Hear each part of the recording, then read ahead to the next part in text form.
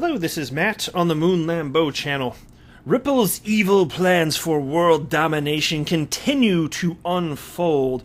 Will no one stop them? Well, I hope not. I kind of hope that they keep doing their thing. They're in a groove, and I think that it's going to bode well for the price of XRP. XRP, frankly, my friends, is one of the very few cryptocurrencies in existence that actually does something. And it's so funny to me when I think back to the era when I entered crypto. I joined the world of crypto November 2017, kind of somewhat on a whim, to be honest with you. And had no idea that what I was about to walk into. My mind was frickin' blown after I actually had a handle, even in the early days, of the implications of everything. I just remember thinking, holy hell, with all these ICOs, they're just straight up money grabs. They really were. Like, some of them were straight up scams. Some of them, these ideas, maybe if they're fine business ideas, okay, cool, but do you really need to have a blockchain attached? Why not just a database? Why do you need it? Well, the answer is you need a blockchain and a cryptocurrency attached to it so that you can trick people into giving you money and investing. That's pretty much it. That's pretty much what happened with the ICO craze of 2017. And if you look in the aftermath of all of it, it pretty much... All those coins, they still today, years later, many are defunct, and many others just don't do a damn thing. But here you have real-world adoption of XRP, leading to this headline from the Daily Hodl. Ripple rolling out global expansion strategy targeting XRP adoption across Asia Pacific. I also want to touch on this article because, look, to me, it's a certainty. That's how I feel personally, that XRP, it's not a frickin' security. But I want to talk about this just briefly because of this article from the Daily Hodl titled, After Declaring Ethereum a Commodity, Crypto-Friendly Regulator Says He's Leaving CFTC. Because, by the way, in the early days, if Ethereum were regulated, way back in the day upon inception, it would have been a security. How about that? But before we go any further, ladies and gentlemen, boys and girls, if you would please ever so delicately tap the like button, I'd appreciate the support. And also, if you would please subscribe to the Moon Lambeau channel, because if you do, we could be friends. Maybe even best friends. I get so excited just thinking about it, don't you? All right, so into this first piece now. Ripple's global expansion strategy continues, with the company looking to hire high-ranking positions in Europe, Asia, and Latin America. The company is hoping to fill numerous positions across Asia, including a managing director of RippleNet based in Singapore, a senior policy manager also based in Singapore, and an account manager for SBI Ripple Asia based in Tokyo. And as I read, as I go through articles like this, I can't frequently help but think about, like Dogecoin, Doggy Coin, which was literally created as a joke. And I think today, what's its market cap? I haven't checked in a while, like hundreds of millions of dollars. It doesn't freaking do anything. And then you have XRP right here. And that's why it's interesting to me, too. Like, as much as I acknowledge that people do not sufficiently parse out the differences between cryptocurrencies, some do. And that's why XRP is still... in a top position in terms of market cap, and has been in the top, 5 or 6 over its entire existence over the last nearly 8 years that it's been on the market. But still, you get all these other coins that are like doggy coin. Like, it doesn't freaking do anything, Doge. And nothing against any of you that hold it. Like, I bought some stupid coins. I haven't bought Doge. But I just think it's funny in terms of utility. But I know there's a whole community around Doge, so I'm not knocking the people. It's just the coin itself. It's my investment thesis that utility matters and will win the day. That's my investment thesis. And it doesn't do anything, so I don't think it's going to win the day long term. I think that eventually, people will place an increased importance in their decision-making process of actual real-world usage and utility here. But anyway, excuse me. The senior policy manager will specifically focus on lobbying for XRP-friendly government policies across the Asia-Pacific, according to the job advertisement. The SBI Ripple Asia account manager will manage customer relations within Japan and South Korea. And so what we're seeing here is an unfolding of corridors, basically. It's real-world development here. And this is one of the hardest things because you see, Ripple has, at last they announced, I can't remember the exact number. It might have been 350 customers. I'm sorry if it's actually more than that. I can't remember the last number they publicly announced. And then you've got, however many dozens utilizing XRP as a bridge currency via on-demand liquidity. But don't forget this, too. 20%, I believe that's the number. And David Schwartz talked about this recently. It's a number that had been out for some time, but David Schwartz brought it up in a recent webinar, that out of all the transactions, like 20% of them use XRP.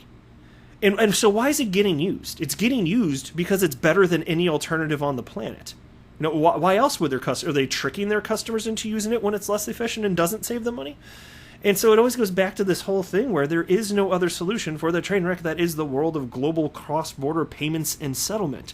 Now, on the payment side, fine. I always acknowledge, yes, without cryptocurrency, you can absolutely streamline things, and so Swift has done that with GPI, but that kind of misses the point, because as far as RippleNet, like the messaging portion, that was never intended to use a cryptocurrency. The settlement is where the problem is, where there's these Nostra Vostra accounts. That's where you need XRP, and humans have absolutely not devised an alternative solution for settlement. It's either Nostra Vostra accounts, meaning you have to have pre-funded accounts, which means dormant capital, which is just wasted sitting there, or you can utilize XRP. Because the neat thing about XRP is it was already getting traded before Ripple developed on-demand liquidity. Think about that. People were already trading XRP, so Ripple's brilliant idea was, people are already doing this. There is liquidity as a result. Let's just use that as a bridge now. So you don't need to have companies keeping their own capital dormant. You don't need to. This is the only solution that humans have devised, given that you've got a fractured world in terms of payment, which really isn't ever going to change. And that's not some horrible thing. It's just different people want different things and are using different fiat currencies because the regions they live in, there's never going to be this one world currency. And so let's be adults about it and acknowledge it, and then just try and bridge everything and increase interoperability. To me, it's obvious. This is the way you go. So SBI Holdings invested in Ripple in 2016. That same year, the pair launched SBI Ripple Asia in an effort to bring payments powered by distributed ledger technology to financial institutions and remittance transfer providers in the region. The Japanese financial giant has also been testing the use of XRP to settle corporate debts and credits. How about that? Real-world usage. And by the way, you just wait until other developers have major success and adoption utilizing XRP. I'm looking at Coil specifically, because that is an awesome business idea, and I really hope they continue to find success. It's just a new form of web monetization so that if you hit a paywall, you don't have to deal with that anymore, because who wants a paywall? How many of you have clicked on an article and then it says, pay so-and-so to read, blah, blah, blah, all that? That's annoying. And who wants to see a bunch of advertisements if you don't have to? Well, some people will be happy to see advertisements because they don't want to pay money of any kind. But the third alternative is streaming money in real time.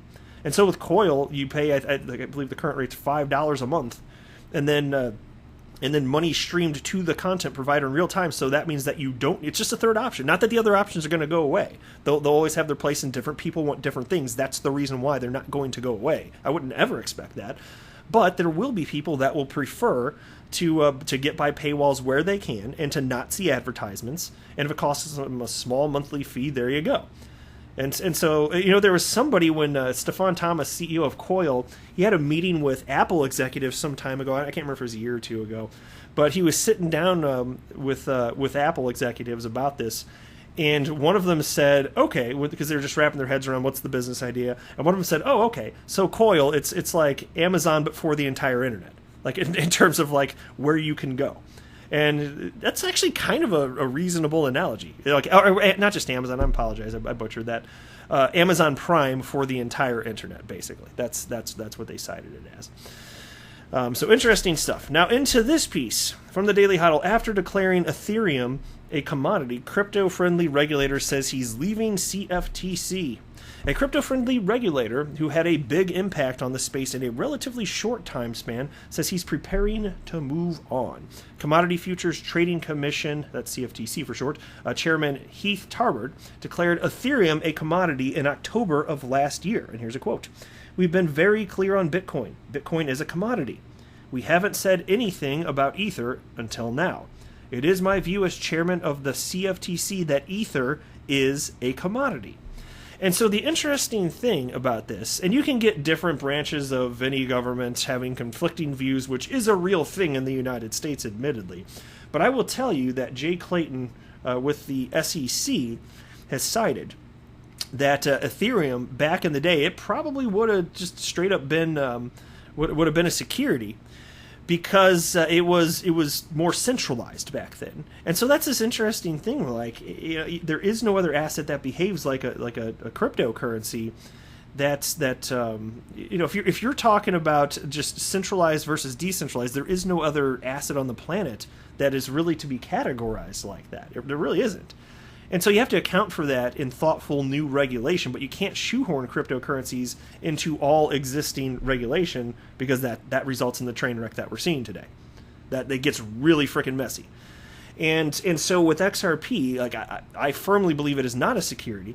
And so even if you wanted to make the case that back in the day, and I'm not making this case, but even if you wanted to make the case that XRP was a security at inception, even if you wanted to, it sure as hell isn't today, because Ripple doesn't have any special powers over the XRP ledger, and even if it were declared to be a security, Ripple couldn't stop it. And so to me, that's a hard break right there. It couldn't be more clear it is not. And so I think ultimately there will be additional clarity, hopefully, certainly for the crypto asset class, but hopefully for XRP specifically sooner than later, because it is hindering growth to some degree. So we shall see there. But it's a whole different type of animal, and I just want the United States government and other governments around the world to acknowledge it and move forward, just like the UK's Financial Conduct Authority has done in deeming that XRP specifically is a utility token. So governments can do this, and I think that you'll increasingly see that. It's just, tell you what, the U.S. government's just kind of dragging its butt on this one. But that is it for this video. I am not a financial advisor. Do not buy or sell anything because of anything that I say or write. That would be a very, very, very bad idea. Until next time, to the moon, Lambo.